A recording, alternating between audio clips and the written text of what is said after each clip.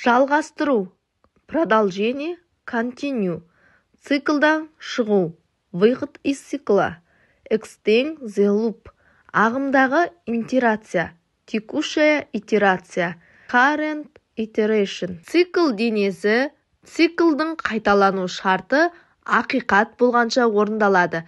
Бірақ кейбір жағдайларда ағымдағы итерацияны немесе циклді толығымен қайталану шартын тексермей аяқтауға болады.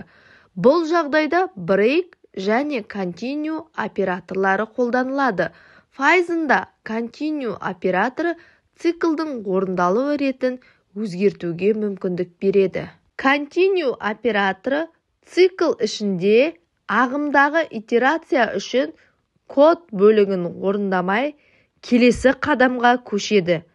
Цикл аяқталмайды, бірақ келесі итерацияда жалғасады. Бізде есеп берілген экранға 10-нан 100-ге дейінгі аралықта жұп сандарды шығаратын программа жазайық деп, және бұны біз continue циклымен жазып отырық. Енді есепте түсіндіріп өтетін болсақ, цикл берілген, яғни for айдан 100-ге дейінгі жұп сандар жұп. Егер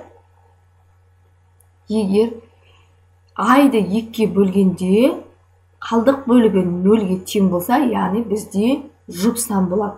Берілген шартты тексермей жұмысымызды аяқтауға болады. Бұл кезде біз continue циклын пайдаланамыз. Яғни continue операторы цикл ішіндегі ағымдағы итерация үшін код орындамайды, келесі қадамға көшеді. Цикл аяқталмайды, бірақ келесі итерация жалғасады. Яғни принтпен біз нәтижесін аламыз. Запуске береміз. Запуске берген кезде міне 0-ден бастап 100-ге дейінгі барлық жұп сандарды шығарып берді нәтижесінде. Біз continue циклы арқылы орындадық. Яғни біз шартты тексермей жұмысымызды ары қарай жалғастырып кеттік. Continue циклын басқару бірінші есеп k мен p аралығындағы соңғы цифры т-ға тең сандарды экранға шығаратын программа кодын құру қажет. Яғни k мен p деген екі айнымалы берген, және t деген айнымалымыз бар. t-ді қандай да бір мән берген кезде сол соңғы мәні сол санға тең болатын сандарды шығаруымыз қажет. Программа кодын жазып қойдым, яғни k, p, t деген үш айнымалыны бір жолда сипаттау үшін map функциясын қолданып, бүтін типте енгізіп қойдым. For in range k, p, яғни циклымыз айдан басталып k мен p-дің аралығында жүреді. k мен біз p-ге кездер айнымалыларына сандар беретін боламыз. Егер шартымыз егер ай 10-ға бөлгендегі қалдық бөлігі т-ға тең емес болса, онда жұмысымызды жалғастыр continue циклы арқылы. Және соңында біз ақиқат болған кезде шартымыз экранға нәтижесін шығар деп тұр айтың. Запуске береміз.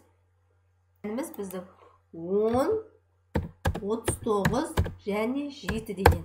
Яғни 10 мен біз басында k мен p-ға мән бердік, k-ға 10-ды бердік, p-ға 39-ды бердік, t-ға 7. Яғни соңғы қалдық бөлігі 7-ге тең болатын. Мәнді шығарымыз 17, 27. Басқа да бір цифрларды беріп көрсек болады. Мысалы, запуске беріп, тағы да 35 пен 70-тің аралығындағы соңғы саны 5-ке тең болатын сандар шығар. Міне 45, 55, 60. Біздің есеп шығып тұр. Қандай